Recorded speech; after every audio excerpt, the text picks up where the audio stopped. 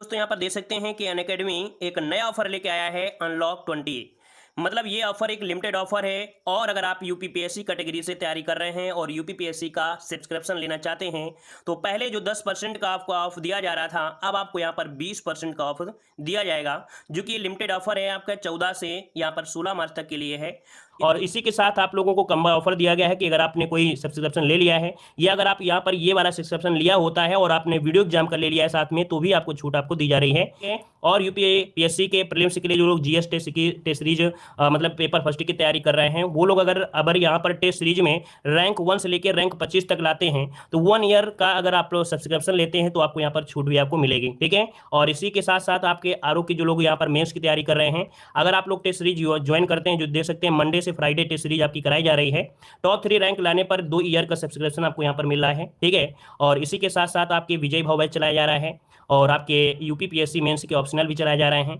और आपके यहाँ पर देख सकते हैं कोई भी कोर्स लेते हैं तो आपको ये पे नहीं करना है, पे ये करना है। 10% डिस्काउंट आपको दिया रहा है, चाहे 24 मंथ का लीजिए, 12 मंथ का, 6 मंथ का, 10% डिस्काउंट मिल जाएगा, जो कि आप अगर ये कोड यूज करते हैं देव ट्रिक्स 10 यूज करिए आप। और यहाँ से जुड़ने के लिए डिस्क्रिप्शन बॉक्स में आपको लिंक दे दी गई है, तो आप लोग लर्निंग जो अनअकैडमी लर्निंग ऐप है तो उसको आप लोग डाउनलोड कर सकते हैं।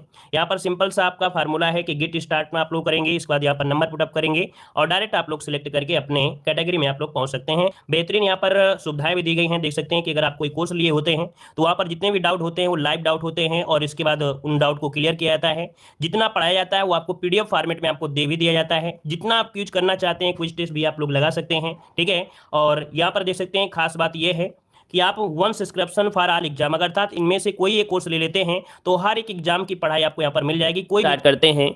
यहाँ पर आपका पहला क्वेश्चन दिया गया है, लेखपाल के कागजात पर हस्ताक्षर होते हैं। लेखपाल के कागजात पर हस्ताक्षर होते हैं, तो चलिए यहाँ पर बताइए किसके हस्ताक्षर होते हैं।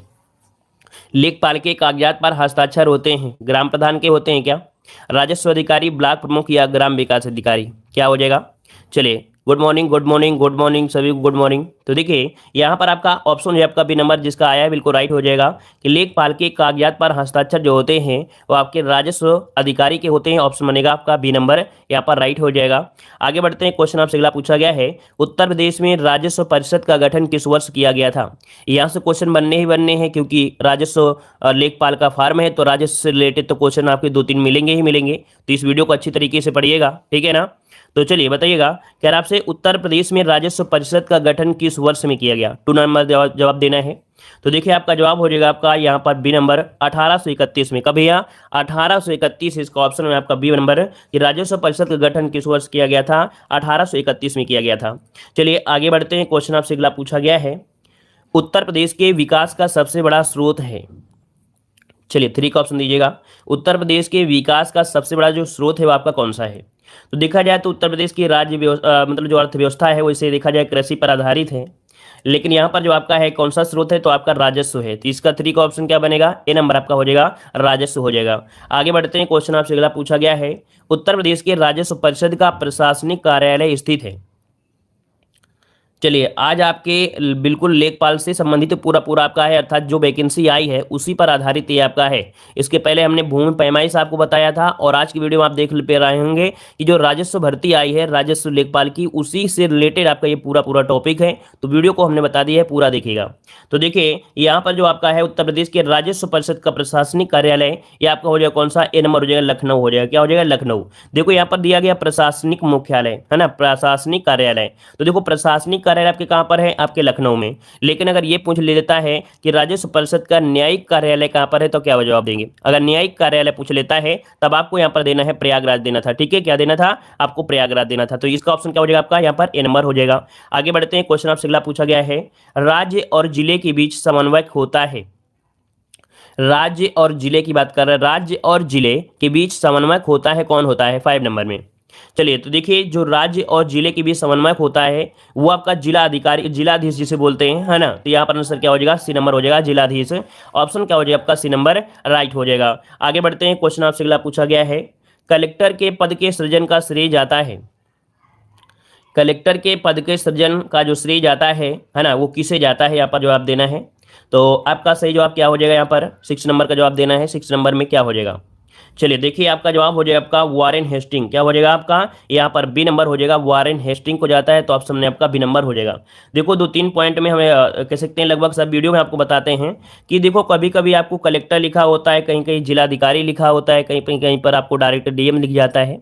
तो ये कलेक्टर क्या होता है और आपका डीएम क्या होता है, दोनों पॉइंटों को हमने बताया था कि जब कभी राजस्व वसूलने का कार्य करते हैं, क्या राजस्व वसूलने का जब कार्य करते हैं तब इनको कलेक्टर कहा जाता है। लेकिन यहीं पर जब न्याय से संबंधित कार्य होता है तब वहां पर उन्हें जिलाधिकारी अर्थात डीएम कहा जाता है। तो दोनों पॉइंट याद रखिए, कलेक्टर या डीएम वही होता है, बस कार्य करने के तरीकों के हिसाब से इनको पुकारा अलग तरीके से जाता है। ठीक है, चलिए आगे बढ़ते हैं। क्वेश्चन आपसे अगला पूछा गया है, जिले का सर्वोच्च राजस्व अधिकारी कौन होता है। चलिए यहां पर जवाब देना है, आपका सही जवाब क्या हो जाएगा। चलिए सर, आपका ऐप्स में कैसे कोर्स लें, तो भाई आपको ऐप डाउनलोड करना पड़ेगा। ऐप डाउनलोड करेंगे, इसके बाद आपसे ईमेल आईडी मांगेगा। ईमेल आईडी मांगने के बाद डायरेक्ट आप वहीं पर जाइए, जो भी आपको पेमेंट करना है, जिससे पेमेंट करना है वैसे आप पेमेंट कर सकते हैं। ठीक है, चलिए तो यहाँ पर बताइए, जिले का सर्वोच्च राजस्व अधिकारी 7 नंबर में क्या हो जाएगा, तो यहाँ पर हो जाएगा कलेक्टर हो जाएगा। याद रखिएगा, कलेक्टर जैसे हम लोग बोलते हैं जिलाधिकारी, अर्थात यहाँ पर ऑप्शन हो जाएगा आपका ए नंबर हो जाएगा। आगे बढ़ते हैं, क्वेश्चन आपसे अगला पूछा गया है, कह रहा आपसे संविधान के किस अनुच्छेद के अंतर्गत जिला कलेक्टर को अपने कार्यालय की सुरक्षा प्रदान की गई है। चलिए यहाँ पर बताना है, संविधान के किस अनुच्छेद के अंतर्गत जिला कलेक्टर को अपने कार्यालय की सुरक्षा प्रदान की गई है। चलिए 8 का ऑप्शन देना है, तो ये आर्टिकल है आपका कौन सा, आपका 311 है। ठीक है, आर्टिकल नंबर 311 है, यहाँ पर आंसर आपका सी हो जाएगा। आगे बढ़ते हैं, क्वेश्चन आपसे अगला पूछा गया है, लेखपाल के कार्यों का सामान्य निरीक्षण अधिकारी है। लेखपाल के कार्यों का सामान्य निरीक्षण अधिकारी इनमें से कौन हो जाएगा। चलिए 9 का ऑप्शन दीजिएगा, तो सभी लोग जवाब देते रहिए। भाई देखिए, यहाँ पर दिया लेखपाल के कार्यों का सामान्य निरीक्षण। सामान्य निरीक्षण ये कौन करता है, तो आपका जो कानून गो होते हैं, कौन होते हैं भाई, कानून गो। तो इसका ऑप्शन में आपका बी नंबर हो जाएगा, कानून गो। आगे बढ़ते हैं, क्वेश्चन आपसे अगला पूछा गया है, गाँवों में भू राजस्व वसूली का कार्य किया जाता है।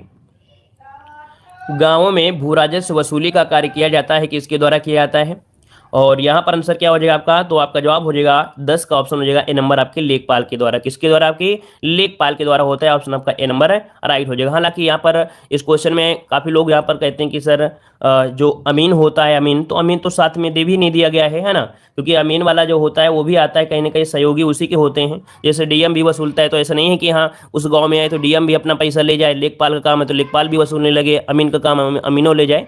लेकिन क्या होता है, ये सब कहीं ना कहीं जुड़े सभी एक से होते हैं। ठीक है ना, वो उसको वसूल के देता है, उसको रिपोर्ट देता है, ऐसे सिस्टम होते हैं। चलिए आगे बढ़ते हैं, क्वेश्चन आपसे अगला पूछा गया है, भू धारणा प्रणाली की रैयतवाड़ी व्यवस्था की शुरुआत भारत में किसने की थी। पर जो दिया गया भू धारणा प्रणाली की रैयतवाड़ी व्यवस्था, यहाँ पर 11 का ऑप्शन हो जाएगा आपका ए नंबर, ये थॉमस मुनरो, जिसका ऑप्शन आ रहा है भाई ए नंबर हो जाएगा, इसका थॉमस मुनरो होगा, लॉर्ड कॉर्नवालिस नहीं, यहाँ पर मुनरो हो जाएगा, ए नंबर हो जाएगा मुनरो। ठीक है, इलाके का सारा रिकॉर्ड रहता है, 12 का जवाब दीजिए, तो ऑप्शन हो जाएगा आपका सी नंबर, लेखपाल के पास रहता है। याद रखिए, इलाके का सारा रिकॉर्ड जो रहता है वो आपके लेखपाल के पास, ऑप्शन बनेगा आपका सी नंबर। अगला दिया तहसीलदार का प्रमुख कार्य जो होता है क्या होता है। चलिए बताइए, तहसीलदार का जो प्रमुख कार्य होता है क्या होता है। चलिए इसका जवाब देना है 13 नंबर में। और 13 की अगर हम बात करते हैं तो होता है भू राजस्व प्रशासन का संचालन करना। क्या, भू राजस्व प्रशासन का संचालन करना, ये होता है तहसीलदार का प्रमुख कार्य होता है, ऑप्शन में आपका सी नंबर हो जाएगा। अगला क्वेश्चन आपसे यहाँ पर दिया गया है, राजस्व प्रशासन का निम्नतम पद कौन सा होता है। चलिए देखो, पूरा टेस्ट लगाइएगा, हमने आपको 2-3 बार बोल दिया है कि ये वाला जो टॉपिक है आपके राजस्व लेखपाल के ही आधारित आपका है, और इस टॉपिक से ही क्वेश्चन आपके आने हैं राजस्व लेखपाल में। ठीक है ना, क्योंकि ये पूरा टॉपिक हमने राजस्व लेखपाल वाला ही उठाया है। चलिए बताइए, राजस्व प्रशासन का निम्नतम पद जो होता है कौन सा होता है, तो 14 का ऑप्शन हो जाएगा आपका। यहाँ पर देखिए, लेखपाल या पटवारी, अपने यहाँ पर चौधरी चरण सिंह के समय से लेखपाल कहा जाता है ना, पटवारी का नाम बदल दिया गया, लेखपाल कहा जाता है। लेकिन वहीं पर अगर देखा जाए राजस्थान में तो आज भी पटवारी बोला जाता है। तो याद रखिए, यहाँ पर निम्नतम पद जो होता है आपका होता है लेखपाल, या कह सकते हैं आपके पटवारी, तो ऑप्शन हो जाएगा आपका डी नंबर, इसका राइट हो जाएगा। आगे बढ़ते हैं, क्वेश्चन आपसे अगला पूछा गया है, निम्नलिखित में से किसको लोकतंत्र की पाठशाला कहा जाता है। निम्नलिखित में से किसको लोकतंत्र की पाठशाला कहा जाता है, 15 का ऑप्शन देना है। चलिए भाई, वीडियो को लाइक शेयर कर दिया करें, बिना कहते ही लाइक शेयर कर देंगे तो बड़ा अच्छा लगता है ना। कहते हैं ना कि दहेज ना लो, और दहेज वाले अगर अपनी तरफ से दे दे तो चाहे इतना दे दे, बड़ी खुशी होती है। और आप लोगों से ना कहना पड़े उससे पहले अगर लाइक कर दें तो हमें और ज़्यादा खुशी होती है। ठीक है, चलिए यहाँ पर बताइए, निम्नलिखित में से किसको लोकतंत्र की पाठशाला कहा जाता है, 15 नंबर में।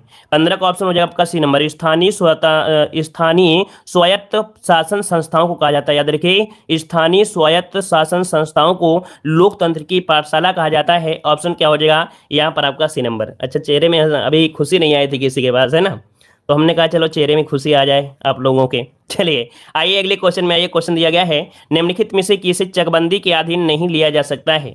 चकबंदी के अधीन नहीं लिया जा सकता है, बताइए आपका जवाब क्या हो जाएगा। चलिए 16 का जवाब दीजिएगा। देखो चकबंदी में नहीं लिया जाता है, जैसे आपका स्थायी चारागाह बने होते हैं, ठीक है ना, चाहे कोई आपका बाग बना होता है या शमशान या कब्रिस्तान होते हैं, इनको चकबंदी में नहीं लेते हैं। ये आगे बढ़ते हैं। क्वेश्चन आपसे अगला पूछा गया है कि भारत के संविधान में जिला शब्द निम्नलिखित अनुच्छेद में से तथा किस संदर्भ में प्रयुक्त हुआ है? चलिए बताइएगा कि जिला शब्द जो दिया गया है ये किसके अंतर्गत प्रयुक्त हुआ है। 17 का ऑप्शन देना है। तो 17 का ऑप्शन हो जाएगा आपका ए नंबर, अनुच्छेद 233 जिला न्यायाधीश के संदर्भ में है। याद रखिए जिला शब्द जो है वो आपके अनुच्छेद 233 जिला न्यायाधीश के संदर्भ में है। ऑप्शन में आपका ए नंबर हो जाएगा।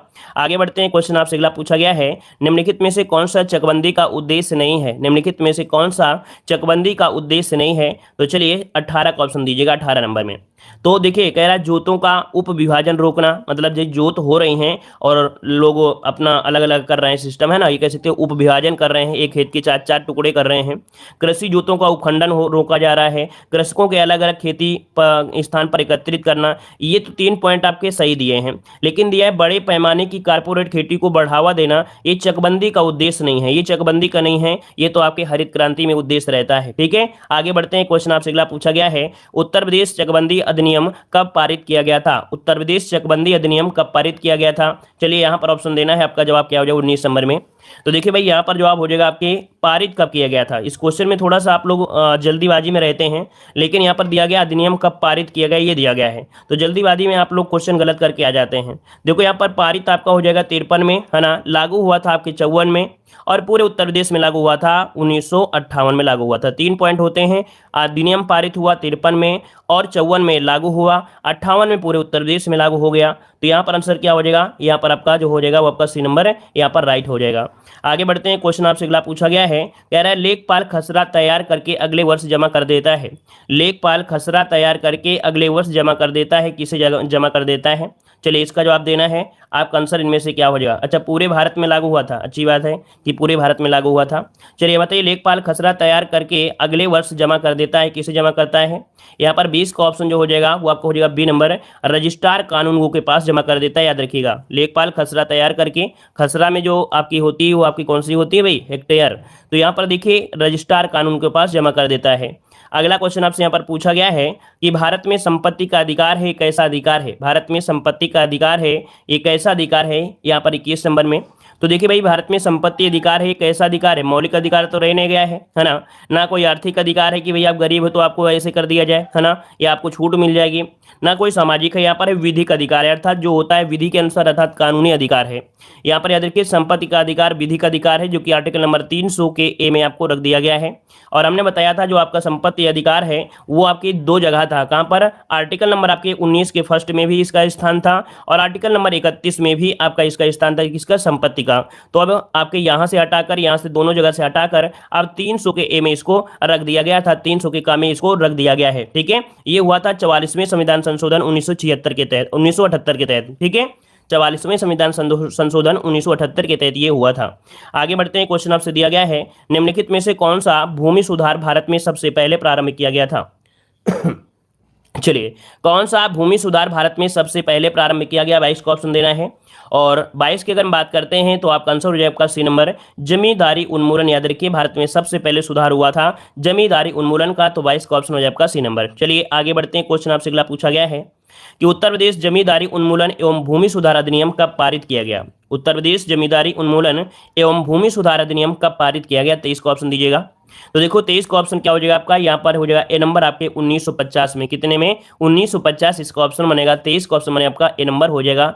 आगे बढ़ते हैं। क्वेश्चन आपसे अगला पूछा गया है कि शेरशाह के समय प्रशासन की सबसे छोटी इकाई गांव की क्या कहा जाता था? चलिए यहाँ पर जवाब देना है कि शेरशाह समय प्रशासन की सबसे छोटी इकाई जो कि गांव की थी वो कहा जाता था, यहाँ पर कहा जाता था।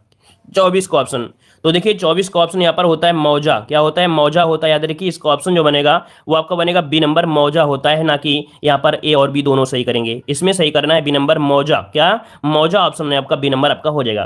देखो शेरशाह के समय हमने बताया था, इसके पहले जो हमने क्लास लिया था कि शेरशाह के समय में भी पैमाना आपका था, और वो शेरशाह का जो पैमाना था वो कितनी अंगुली का था? वो कितनी अंगुली का था शेरशाह का पैमाना? 39 उंगली का पैमाना था, अर्थात जिसे बोलते हैं गजे सिकंदरी। तो गजे सिकंदरी जो आपका था वो आपके 39 उंगली के बराबर होता था, 39 उंगली के बराबर होता था, याद रखिएगा। और वहीं पर अकबर ने चलाया था गज ए इलाही, गज ए इलाही, है ना, जो कि 41 उंगली के बराबर हुआ करता था। ठीक है, तो यहाँ पर जो आंसर हो जाएगा वो आपका बी हो जाएगा। आगे बढ़ते हैं, क्वेश्चन आपसे अगला पूछा गया है, उत्तर प्रदेश में चकबंदी योजना का प्रारंभ कब हुआ था? देखिए, अब जब ऐसे क्वेश्चन पूछा जाता है, जब ये क्वेश्चन पूछा जाए कि उत्तर प्रदेश में चकबंदी योजना कब लागू हुआ, है ना, तो अब आपको जवाब देना है क्या? यहाँ पर 25 नंबर में बी हो जाएगा 1954, है ना, 1954 में ये प्रारंभ हुआ। जब क्वेश्चन ऐसा है, जब लागू की बात, जब पारित की बात करें तो पारित अलग होता है, लागू अलग होता है, तो यहाँ पर ऑप्शन आपका बी हो जाएगा। और यहाँ पर देखो पूरे में लागू हुआ था आपके 1958 में। आगे बढ़ते हैं, क्वेश्चन आपसे दिया है, चकबंदी लेखपाल किसके अधीन होता है? चकबंदी लेखपाल किसके अधीन होता है? 26 का ऑप्शन देना है। तो देखिए भाई, चकबंदी लेखपाल अधीन होता है चकबंदी आयुक्त के, तो ऑप्शन क्या बनेगा? बी नंबर हो जाएगा, चकबंदी आयुक्त भी ऑप्शन में आ जाएगा, बी नंबर हो जाएगा चकबंदी आयुक्त। अगला क्वेश्चन आपसे यहाँ पर दिया गया है, यहाँ पर देखिए भाई, जवाब दीजिए इस क्वेश्चन का। चलिए, उत्तर प्रदेश में तहसील दिवस या संपूर्ण समाधान दिवस प्रत्येक माह कब मनाया जाता है? उत्तर प्रदेश में तहसील दिवस या संपूर्ण समाधान दिवस प्रत्येक माह कब मनाया जाता है? चलिए, यहां पर जवाब देना है, आपका सही जवाब क्या हो जाएगा? तो देखिए, प्रत्येक माह के 8 तारीख को, प्रत्येक माह के प्रथम व तृतीय मंगलवार को, या प्रत्येक माह के प्रथम शनिवार को, या इनमें से कोई नहीं। चलिए बताइए क्या हो जाएगा। तो देखिए भाई, आपके यूपी में प्रत्येक मंगलवार को होने वाला जो तहसील दिवस है अब शनिवार को हो गया है। देख लीजिए, ये थोड़ा सा आपको अपडेट कर लीजिएगा कि आपकी 14 जुलाई 2021 को ये अपडेट आपका है, नया अपडेट। देखो, हमने बताया है कि जैसे जैसे आप लोग इसके पहले आपने पढ़ा था, लेकिन अब करंट के हिसाब से देखो क्या है, तो जो प्रत्येक मंगलवार को होता था, क्या पहले मंगलवार को होता था, लेकिन अब क्या हो गया, अब शनिवार को हो गया है। पहले और तीसरे शनिवार को तहसील दिवस मनाते हैं। तो अब देख लीजिए, इसका आंसर आपका इनमें से कोई है नहीं, तो आपको नया नोट कर लेना है। इसके पहले आप लोगों ने रट लिया था, रट लिया है, अच्छी बात है, लेकिन इसी जगह करेक्शन आपको कर लेना है ना। अब इस जगह आपको करेक्शन कर लेना है कि आपकी 14 जुलाई से, कितने, 14 जुलाई 2021 से ये अपडेट आपका हो गया है कि यूपी में क्या, यूपी में प्रत्येक मंगलवार को होने वाला जो तहसील दिवस था अब क्या हो गया, शनिवार को होता है, शनिवार को, वो भी आपके पहले और तीसरे शनिवार को। तो याद रखिएगा कि प्रत्येक माह के प्रथम शनिवार, और यहाँ पर नोट कर लीजिए, और आपके तीसरे शनिवार। तो इस प्रकार से नोट कर लीजिए, अपनी जगह कहीं भी नोट कर सकते हैं कि वर्तमान में जो आपका हो गया है वो आपके क्या, शनिवार को हो गया है, पहले और तीसरे शनिवार को हो गया है। क्लियर है? तो इसको नोट कर लेना है आप लोगों को। आगे बढ़ते हैं, क्वेश्चन आपसे अगला पूछा गया है कि गांव के जमीन के नक्शे को क्या कहा जाता है? देखो, जो करंट अफेयर का क्वेश्चन हम आपको बता दें उसको नोट जरूर कर लीजिएगा, बाद में मत कहिए कि आपने सर बताया नहीं है। चलिए देखिए, यहाँ पर जवाब दिया गया है, कह रहा आपसे गांव के जमीन के नक्शे को क्या कहा जाता है? यहाँ पर जवाब देना है, आपका सही जवाब इनमें से क्या हो जाएगा, गांव के जमीन के नक्शे को क्या कहा जाता है 28 नंबर में। तो 28 का ऑप्शन आपका बी नंबर आपका सजरा हो जाएगा। क्या हो जाएगा? सजरा, जो कि देखो काफी लोगों ने यहाँ पर जवाब भी दिया था, ऑप्शन बन जाए आपका बी नंबर राइट हो जाएगा। आगे बढ़ते हैं, क्वेश्चन आपसे अगला पूछा गया है, किसानों के जमीन के अधिकार, किसानों के जमीनों के अधिकार अभिलेख किसमें निहित होता है? यहाँ पर बताइए, किसानों के जमीनों के अधिकार अभिलेख किसमें निहित होता है? 29 नंबर में ऑप्शन हो जाएगा बी नंबर खतौनी में। क्या होता है भाई? खतौनी में जमीन के अधिकार के बारे में दिया होता है, ऑप्शन आपका बी नंबर राइट हो जाएगा। आगे बढ़ते हैं, क्वेश्चन आपसे अगला पूछा गया है, कह रहे नक्शे का अनुरक्षण करने के लिए एक लेखपाल प्रत्येक गाँव में कितनी बार वर्ष में जाएगा? तो आपको बताना है 30 नंबर में ऑप्शन क्या हो जाएगा कि नक्शे का अनुरक्षण करने के लिए, मतलब यहाँ पर कह सकते हैं जो निरीक्षण वगैरह होता है वो उसके अनुसार प्रत्येक कह सकते हैं कि गांव में जब जाएगा तो कितनी बार, तो आपका ऑप्शन हो जाएगा सी नंबर 3 बार, है ना, क्योंकि फसल वर्ष भी होते हैं 3 के हिसाब से। तो ऑप्शन क्या लगाएंगे यहाँ पर आपको लगाना है, आपका सी नंबर हो जाएगा। खसरा में क्या दर्ज रहता है? चलिए बताइएगा कि खसरा में क्या दर्ज रहता है। तो देखो यहाँ पर आपका खसरा में क्या दर्ज रहता है, खेतों की संख्या या खसरा संख्या, खेत का क्षेत्रफल, मिट्टी का प्रकार, मतलब ऑप्शन आपका डी नंबर जो आपका है वो आपका सही दिया गया है ना, कि यहाँ पर खसरा में क्या दर्ज रहता है, खेत की संख्या या खसरा संख्या बोलते हैं, खेत का क्षेत्रफल होता है, मिट्टी का प्रकार होता है, उपयुक्त सभी ऑप्शन हो जाएगा आपका डी नंबर। चलिए आगे बढ़ते हैं, क्वेश्चन आपसे अगला पूछा गया है, भारत की आत्मा गाँव में बसती है या किस व्यक्ति का कथन है? चलिए, भारत की आत्मा गाँव में बसती है या जो कथन है वो किसका कथन है? चलिए यहाँ पर जवाब देना है। इन सब क्वेश्चनों को हमने पढ़ा दिया है, हमने पहले ही बता दिया है कि हमने लगभग सब कुछ कवर करा दिया है आपके लेखपाल का, ठीक है। और ये समझो कि आपका बेहतरीन तरीके से रिवीजन आपका फिर से हो गया है और एक बार और रिवीजन हो सकता है आपके एग्जाम के पहले। चलिए बताइएगा कि भारत की आत्मा गांव में बसती है, यह किस व्यक्ति का कथन है। आपका मैराथन क्लास जब होगी तब आपकी लगभग एक दिन में एक एक घंटे 2-2 घंटा क्लास लेंगे, तब आपका एक बार फिर से फाइनल रिवीजन होगा। ठीक है, चलिए भारत की आत्मा गांव में बसती है, यहाँ पर आंसर क्या हो जाएगा आपका, ये गांधी जी ने कहा था, ऑप्शन बनेगा यहाँ पर आपका हो जाएगा आपका सी नंबर। अगला क्वेश्चन आपसे यहाँ पर दिया गया है कि भारत का प्रथम डिजिटल गांव किस राज्य में है। भारत का प्रथम डिजिटल गांव किस राज्य में है, टू का ऑप्शन देना है। तो देखिए आपका जवाब हो जाएगा आपका बी नंबर, गुजरात में। अगर गांव पूछता है तो क्या, अगर गांव पूछता है कि कौन सा गांव है तो आपका गुजरात है। ठीक है, भारत का प्रथम डिजिटल गांव जो आपका है वो गुजरात है। दूसरा क्वेश्चन बनता है कि भारत का प्रथम डिजिटल जिला कौन सा है। डिजिटल जिला पूछता है तब आंसर क्या हो जाएगा, 3 नंबर में। तब ये हो जाता है नागपुर, जो कि आपके महाराष्ट्र में है। नागपुर जो कि महाराष्ट्र में है, ये क्या है, भारत का प्रथम डिजिटल जिला है। क्या है, जिला है। अच्छा एक क्वेश्चन ये पूछ ले कि भारत में प्रथम डिजिटल राज्य कौन सा है, तो राज्य क्या हो जाएगा, राज्य हो जाएगा आपका केरल। तो देखिए तीन क्वेश्चन आपके एक साथ हो गए कि भारत का प्रथम डिजिटल अगर राज्य पूछता है तो आपको केरल बताना है। ठीक है ना, तो देखिए राज्य में होता है केरल। ठीक है, और अगर पूछे जिला तो जिला हो जाएगा नागपुर जो महाराष्ट्र का है। गांव पूछे तो आपको गुजरात। तीनों क्वेश्चन एक साथ आपको पढ़ लेना है। चलिए आगे बढ़ते हैं। क्वेश्चन आपसे अगला पूछा गया है कि भारत का प्रथम कैशलेस गांव कौन सा है। भारत का प्रथम कैशलेस जो गांव है वो आपका कौन सा है, 5 नंबर में। तो देखिए यहाँ पर आपका ऑप्शन क्या हो जाएगा, तो कैशलेस गांव है ये आपका धसाई, जो कि आपके महाराष्ट्र में पड़ता है, याद रखिएगा। ये भारत का प्रथम कैशलेस गांव है। यहाँ पर कोई काम नहीं होता, सब पूरा ऑनलाइन सिस्टम होता है। तो यहाँ पर आंसर आपका हो जाएगा ए नंबर। अगला क्वेश्चन आपसे दिया गया है, डिजिटल इंडिया की शुरुआत कब की गई थी। डिजिटल इंडिया की शुरुआत कब की गई थी, 6 का ऑप्शन दीजिएगा। तो आपके 1 जुलाई 2015 को इसकी शुरुआत हुई थी, डिजिटल इंडिया की शुरुआत हुई थी। ऑप्शन आपका सी नंबर आपका राइट हो जाएगा। और अगला क्वेश्चन आपसे दिया गया डिजिटल इंडिया का मुख्य उद्देश्य क्या है। डिजिटल इंडिया का मुख्य उद्देश्य क्या है, 7 का ऑप्शन दीजिएगा।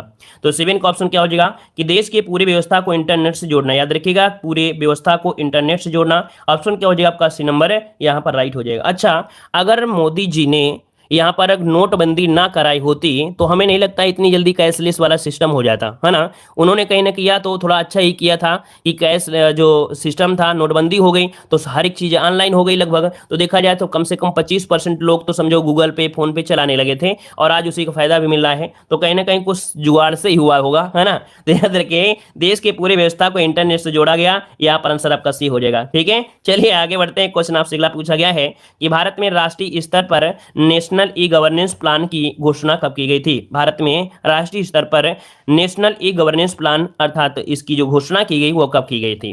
तो देखिए 10 का ऑप्शन हो जाएगा, 8 का ऑप्शन हो जाएगा आपका यहाँ पर आपका सी नंबर आपके 2006 में। ठीक है, नेशनल ई गवर्नेंस प्लान आपके 2006 में घोषणा की गई थी। तो इस प्रकार से ये टेस्ट आपका कंप्लीट होता है।